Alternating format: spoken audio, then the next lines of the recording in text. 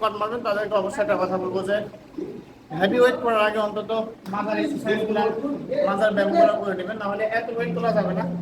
আমার body weight মাত্র 52 KG, আমি মারছি প্রায় 170 কেজি, দেখতে পাচ্ছেন।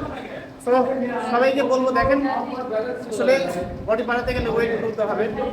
তো আমি আমার 52 কেজি ওয়েটে যদি কেউ 170 কেজি মারতে পারেন অবশ্যই আমাকে কমেন্টে জানাবেন, আমি তার সাথে ওয়ার্কআউট করবো। এবং সবাইকে বলবো যারা জিমে যান স্কোয়াড স্কিপ করবেন না কখনো, লেগের ব্যায়াম স্কিপ করবেন না, দেখবেন আপনার ভুঁড়ি কমে যাবে। সপ্তাহে 2 দিন করে পেটের ব্যায়ামগুলো করে, পায়ের ব্যায়ামগুলো করে, দেখবেন